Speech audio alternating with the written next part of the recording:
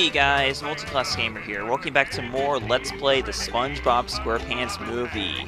In the last episode, we took on the Macho Time Challenge of Sandwich Driving 101, and then we took on the first half of 3,000 Miles of Shell City. In this episode, we're going to take on the second half of 3,000 Miles of Shell City. Possibly doing something in the next level. Not very likely, but chances are we probably will at least see some of the next level in this episode. But anyways, we ended off at this button here. Let's press it and find out where it leads to. It leads to the bouncy, bouncy, bouncy task. This task is, well, actually something to do with this task is, well, actually no, it's actually a completely different task. I totally forgot about that.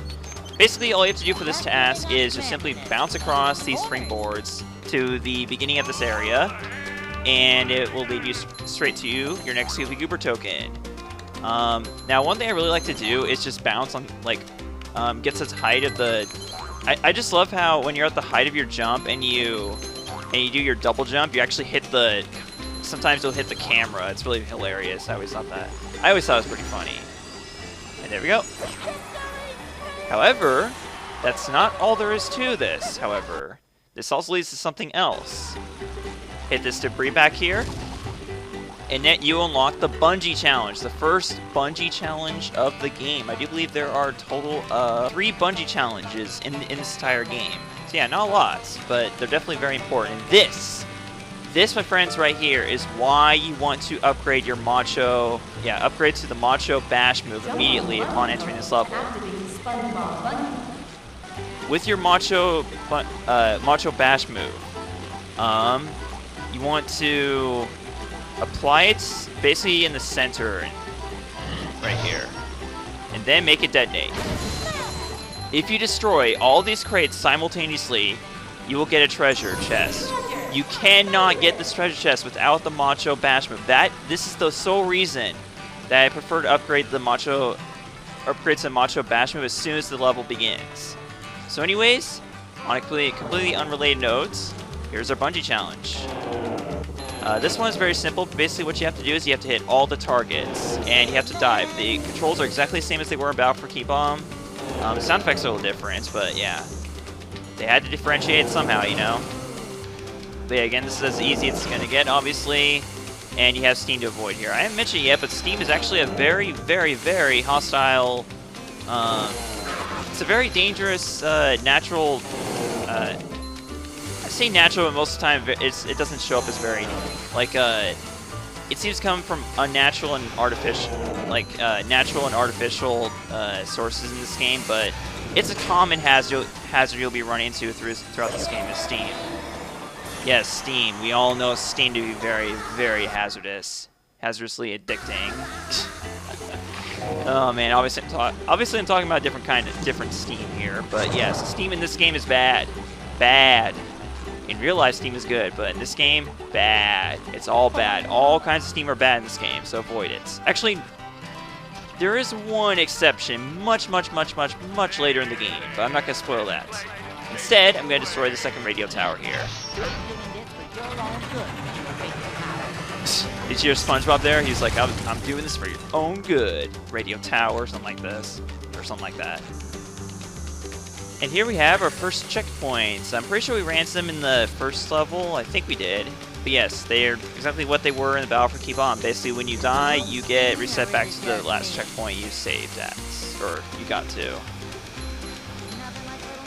Sometimes I wish they were also, well, the thing is, in Creature from the Krusty Krab, which came a couple of years after this game, checkpoints you could also save at. So I thought that was pretty cool. I kind of wish you could do that in this game, but I'm not complaining all that much. It's not that big of a deal here, honestly, because the levels here are nowhere near as big as they were in Creature from the Krusty Krab, actually. We're gonna take care of this guy real quick. You may not have noticed it, but Patrick, I do believe, was standing up here, actually. I forgot to point him out, but he was standing here on top of those rock formations, and when you get too close, he falls backwards. But, on a completely unrelated note, again, seem to run into that a lot lately, we have our very first floating block challenge. There are a total of 3 of these in the entire game. And in these ones, you will always be playing as Patrick. Yes, we're going to switch to Patrick real quick just for this one mission. These can get very intimidating. They can be very challenging, especially later on in the game. This first one's not that bad. You see that giant floating, turning, spinning, doing all kinds of things block over there? That's going to be very important at the later on this challenge. And also my capture card's skipping a lot. That's not going to be good if it keeps on happening. This is probably the worst part of the entire game it could possibly have. Actually, no. I think a Macho Time challenge would be actually where it'd be even worse for it to happen. But yes, some of the Macho Time challenges are actually some of the hardest missions in the entire game. Like, even harder than the ring challenges. Overall, my least favorite challenges in this game are the ring challenges and Macho Time challenges. Those are definitely my least favorite challenges in the entire game. You want to stand on this block right here because this will lead you to your very next treasure chest. I think in every single floating block challenge there is actually a treasure chest to find, if I'm not mistaken. I know at least 2 of them there is. So, yeah. I don't see why I didn't have a problem with Battle for Key Bomb. Battle for Key Bomb had the exact same graphics as this game. It was made on the exact same gaming engine actually. So, fun fact right there. Okay, so now blocks are gonna start turning on us instead of just moving. And now these ones are spinning indefinitely, so be careful about that. And then here they're gonna start flipping on you, which is not very good. It's probably where it starts to become an issue, especially with these indefinitely flipping ones. Oh god. I always thought that was kind of funny how they make a sound whenever they stop, because it's like, I don't know. It's just kind of weird, and so, like, it just adds to the unnatural behavior of these levels. The fact that some of these have, some of these platforms have, like, patterns in them and whatnot, and they're so synchronized and whatnot.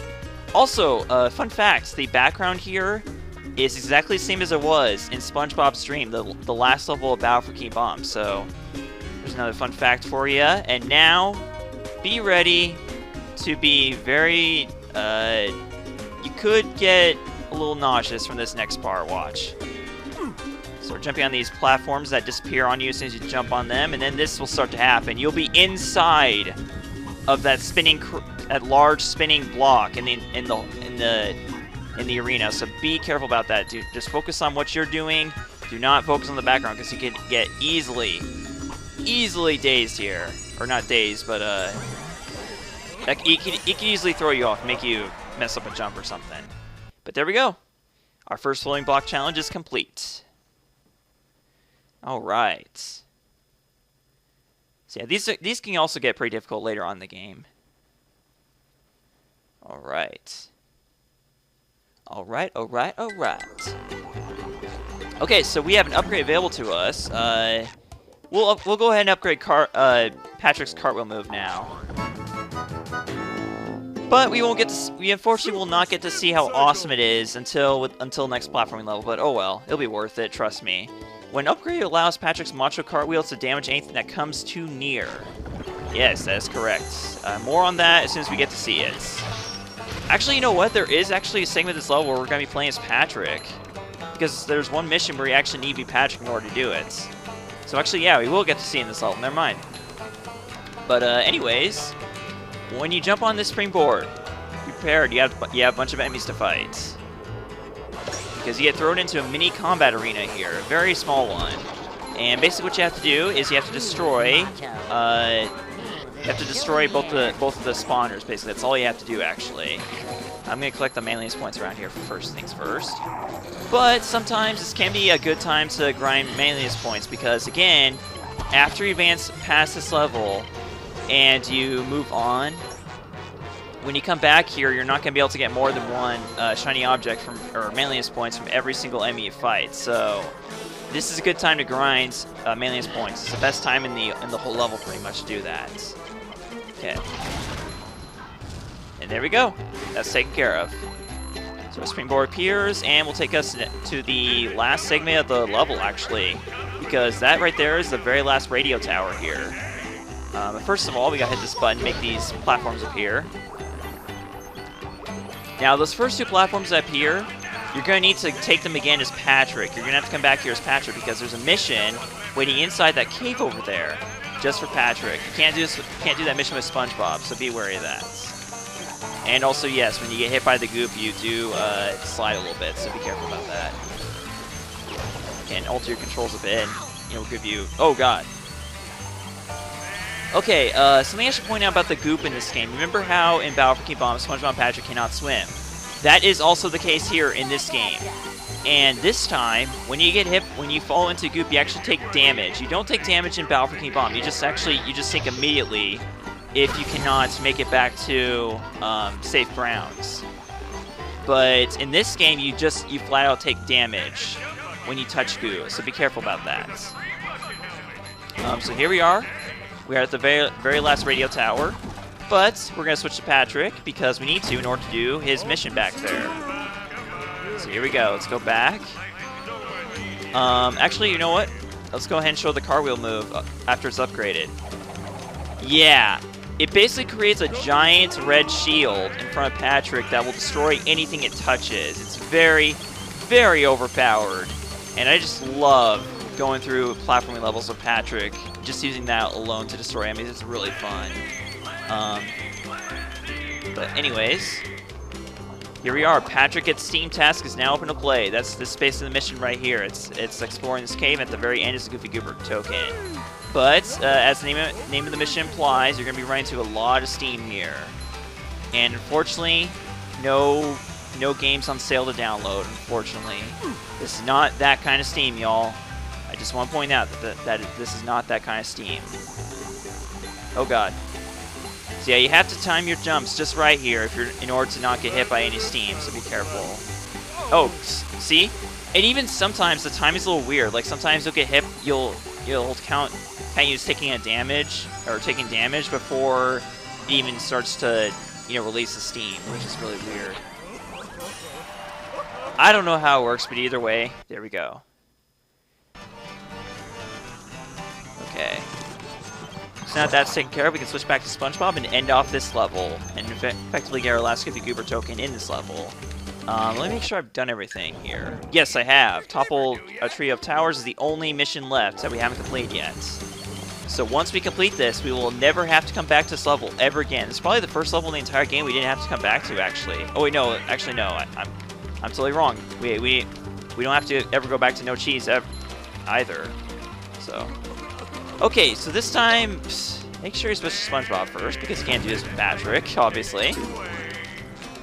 But one thing you can do here is you can actually wait for these buttons to get close enough to where you can destroy them with just one Macho Bash. Otherwise, you have to hit all three of them separately.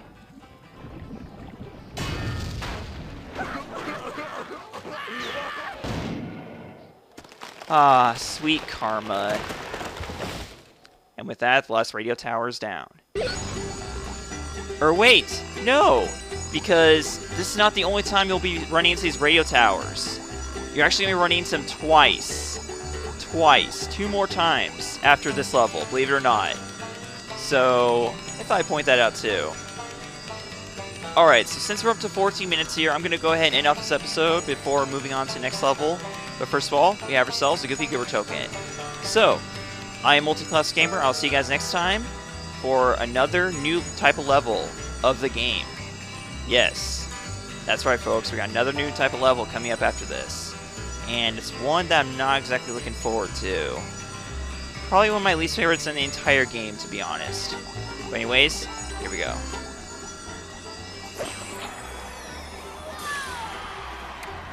Thank you guys so much for watching.